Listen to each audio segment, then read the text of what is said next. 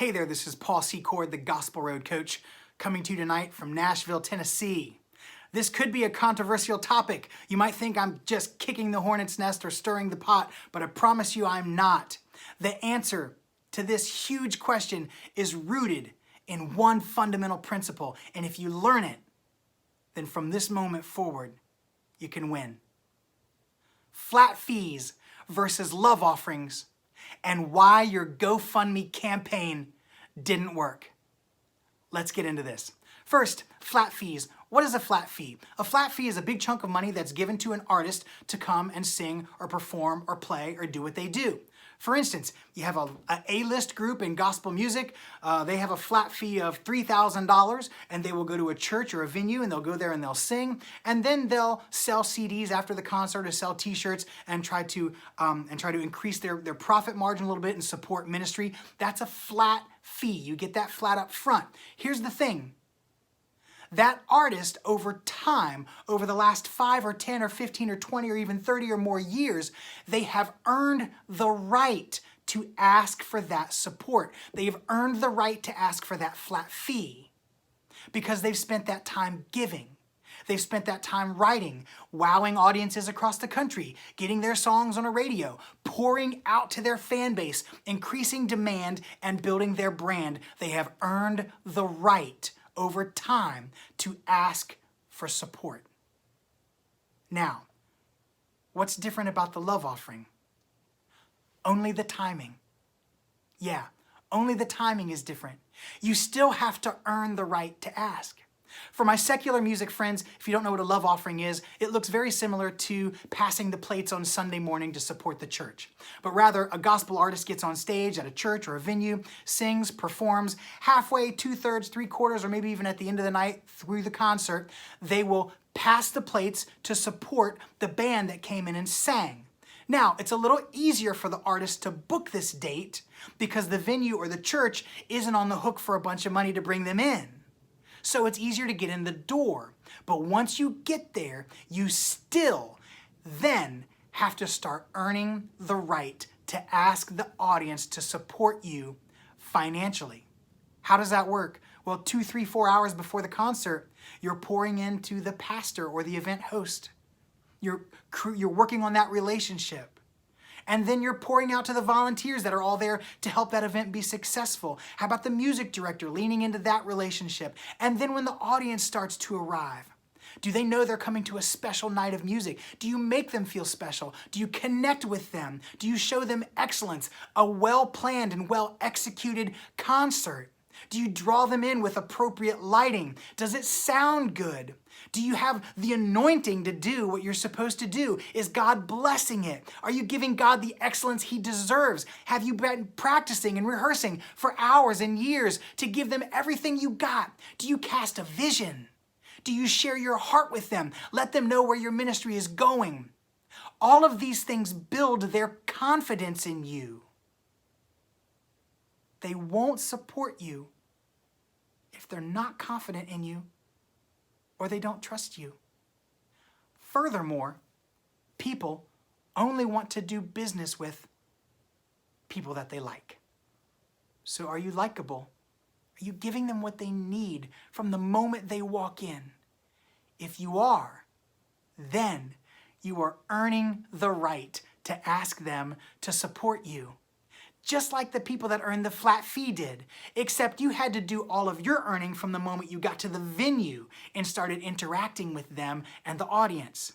The people that earned the flat fee, they've earned that over time, over years. Well, I didn't have time.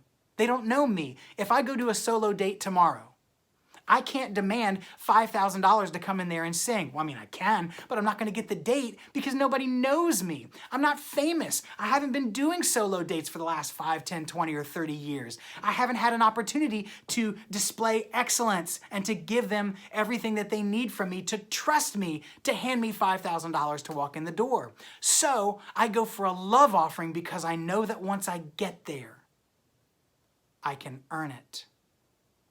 They can actually see the product then before they pay. There's a lot of faith and a lot of trust that goes into giving an artist a flat fee. If I give them $3,000 and they show up and throw up a dud, I just ate $3,000. But if an artist shows up for free and then pours themselves out, gives of themselves, then they earn the right to ask for support. So the principle is the same. It's only the timing that's different. So how does this impact our GoFundMe campaigns? We all see it, left and right. Gospel artists, secular artists, everything. Everybody wants to start a GoFundMe campaign. They're like, well, this is a worthwhile cause. If I just put this GoFundMe campaign out there, then all my friends and family are going to support it and I'll be able to raise $20,000 for this album. Well, $280 later, we're wondering where all of our friends and family are. Well, all of your friends and family did give $20 and $50 and $10 and $100. But all those other people that you need their support and their backing in order for you to move forward as a ministry, they don't know you. That's why they didn't give. They don't have confidence in you. They don't know your brand. They don't know your name. They don't know your vision. They don't know what you're trying to accomplish. They don't know if you're going to do it with excellence. They don't know any of these things. How can they support you? For Christ? For Jesus? Of course. But there's 100,000 more artists that are out there doing what they do for Jesus. They're probably more likely to support their cousin that's singing for Jesus than you that's singing for Jesus, because they know their cousin and they trust their cousin.